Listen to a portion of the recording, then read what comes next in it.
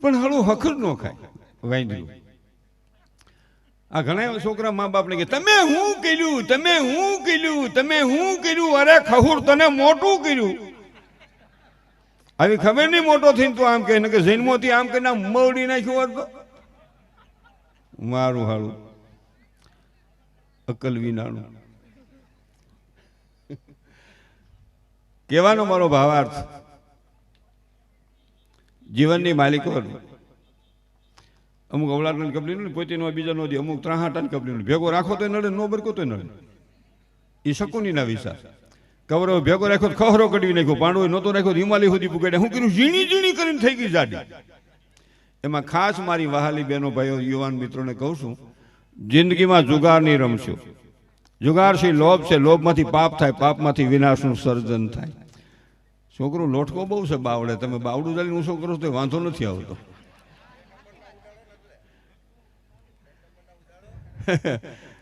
નહીં છોકરો પાણીયાળું, મને પાણીયાળું છોકરું જ ગમે.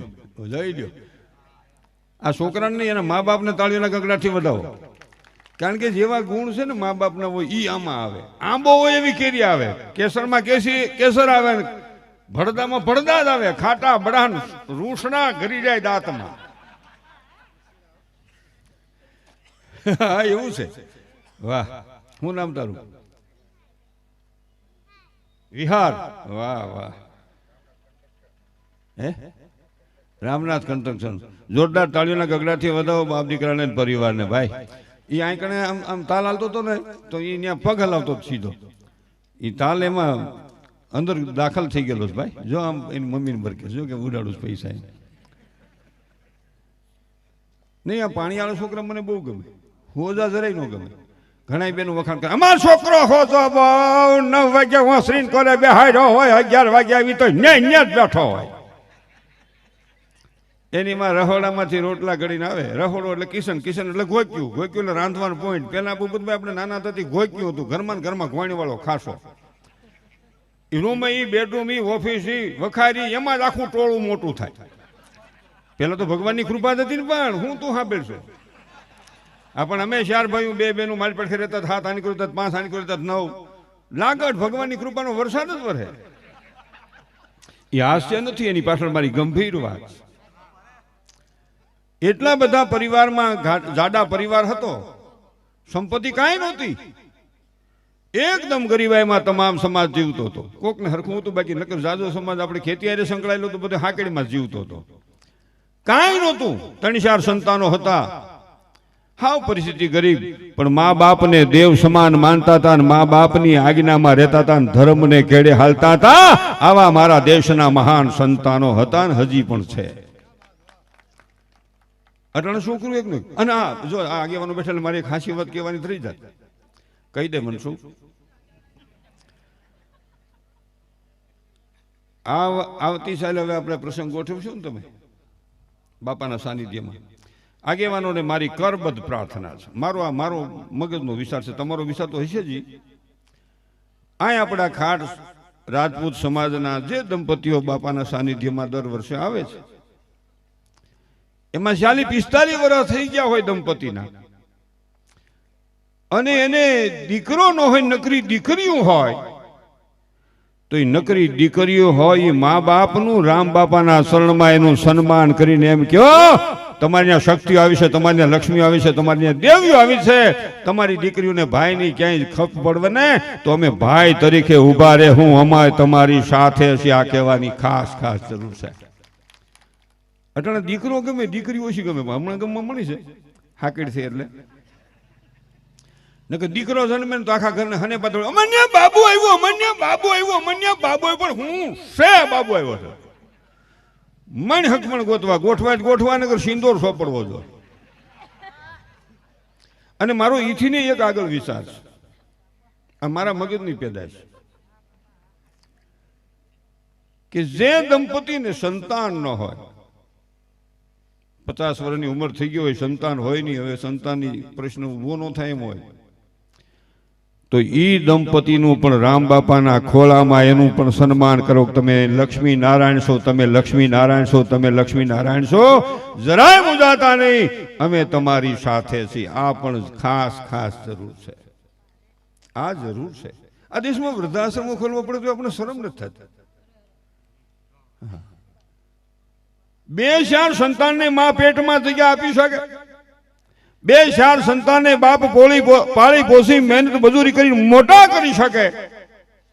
આજ કેટલાય સ્વાર્થી સંતાનો એવા જન્મા છે, મા બાપને ફ્લેટમાં જગ્યા દેતા નથી, માં પેટમાં જગ્યા દેતી હતી, સંતાનો ફ્લેટમાં જગ્યા દેતા નથી. એવા સ્વાર્થી સંતાનો અટાણે જન્મા છે ને, એટલે વૃદ્ધાશ્રમો ખોલવા પડે છે. આ કેવી કમનસીબી! ધર્મનો દેશ, ભક્તિની વાત, આટલી બધી કથાઓ, આટલા બધા જલસા, આટલું બધું આનંદ, અને છતાંય વૃદ્ધાશ્રમમાં ક્યાંય જગ્યા નહીં. ક્યાંક આપણી સમજણ ઘટી છે, ક્યાંક વિચાર ઘટ્યો છે, ક્યાંક ધર્મ ઘટ્યો છે, અને ક્યાંક રસ્તો ભૂલ્યા છે. આ 100%ની વાત. મને માખણ પૂરું તો આવડતું જ નથી. આપણે કઈ ગરાગીનો પ્રશ્ન નથી, તૂટી જાવ દે. હાસી વાત જીવી ત્યાં સુધી કરવાની છે, કરવાની છે, કરવાની છે. હાસી વાત કરવાની છે. પણ પ્રશ્ન ક્યાં છે? અમે વૃદ્ધાશ્રમ ને પાગલ આશ્રમ 2 સાવરકુંડલા હકાલી છે. હું એમાં સંકળાયેલો, મને ખબર છે પરિસ્થિતિ શું છે. ભયંકર પરિસ્થિતિ છે. કેટલો સ્વાર્થ! હજી તમારે તો સારું છે, હજી અમારે તો બહુ વહમું છે. અમારે તો છોકરીને જોવા આવે તો એની માં કિશનમાંથી બારી આવે.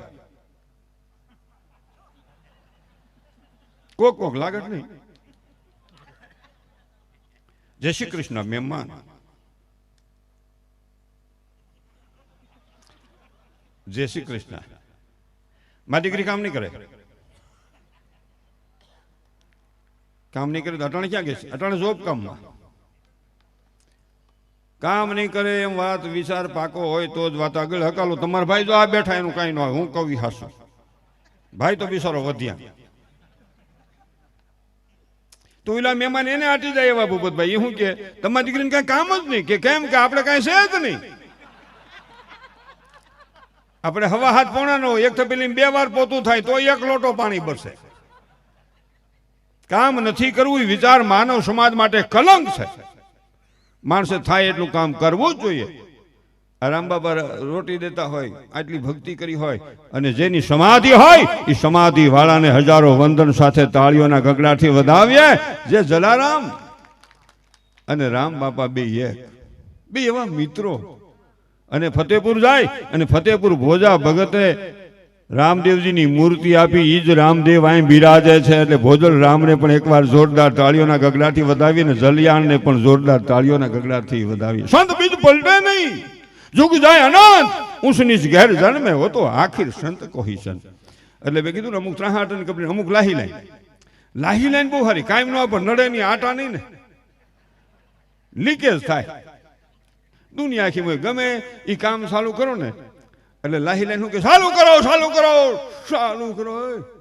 જેવું ચાલુ કરો પડદામાં થઈ જાય.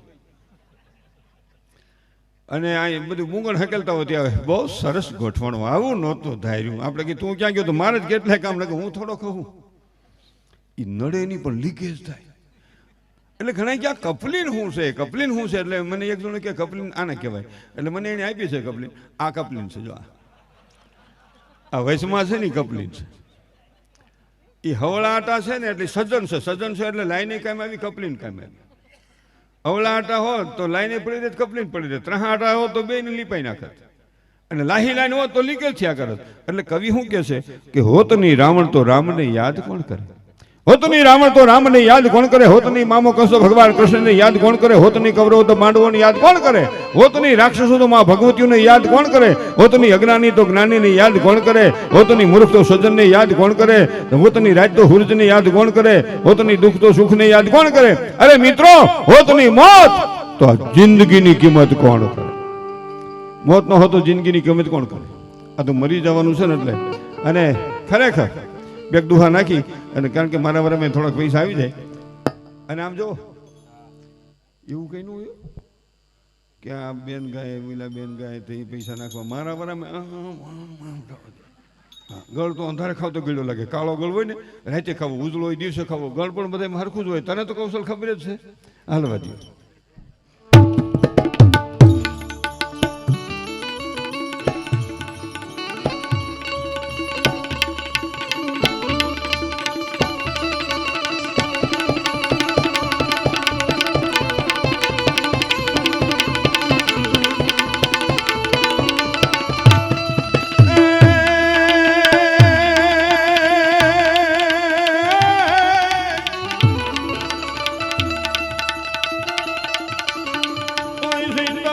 વિનાશની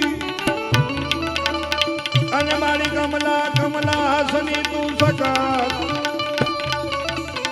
પણ વિસહર જય હંસવાહિની એ મારી દુર્ગા તે હું સુમા ભાઈ ભાઈ જય હો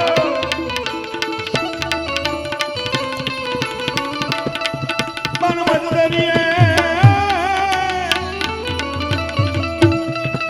મજદરીએ તો ભાનમાં અને જે હયું હાથી નો રહે એ તેરી કેજો એને એકવાર એ માં કુળદેવીને યાદ કરે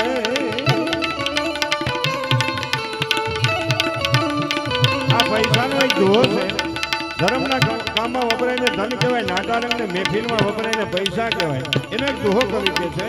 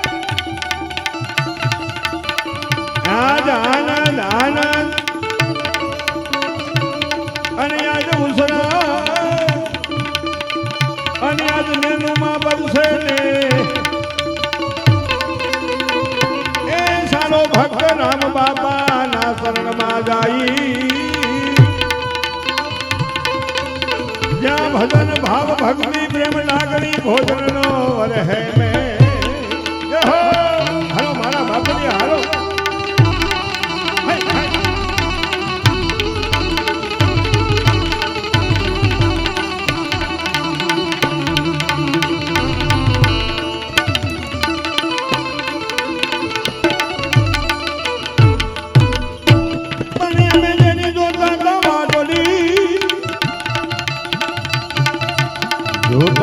जनी वाटड़ी हो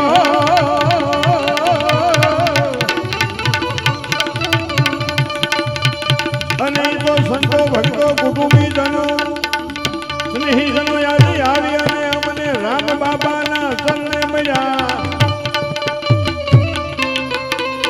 ए उभीला अमारा हयाना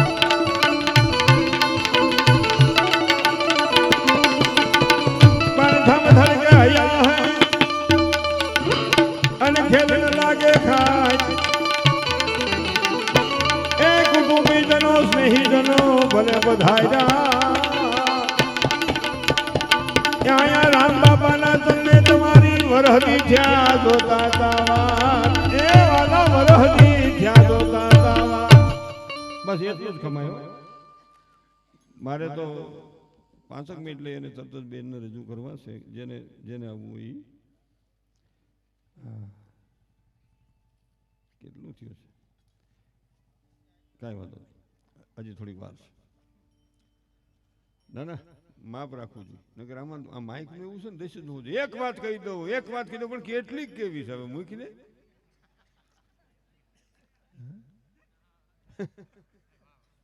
હા, અમારું બધું એવું હોય. અને હું તો પાછો આપણે રાજકારણમાં ખૂબ રેલો ને, એટલે આપણને ખબર છે ભાષણની. પછી ઓલો વાંસ શેડો ખેંચતી થાય, હવે રાખ બીજા વાંસ છે. પણ આ સરપંચ તમારા દીકરાને 2 ટર્મ થઈ ગઈ એટલે સારું કે. અને હું સરપંચ હતો 1996 થી 2001. કીધું બધું કરાય, આ ન કરાય. પણ એમાં ભૂપતભાઈ એકવાર ઊંચો હાથ જો ન થયો તમારે છે, તે દિવસ તમારે વાંધા આને ન હોય. માણા મૂકે વાહે પડી જાય તો મૂળિયા કાઢી નાખે. પણ મારો કહેવાનો હેતુ એ છે, આજ બરોબર બાપાના સાનિધ્યમાં મળ્યા છે એટલે એક ટૂંકો પ્રસંગ બેનો બેઠા એટલે ખાસ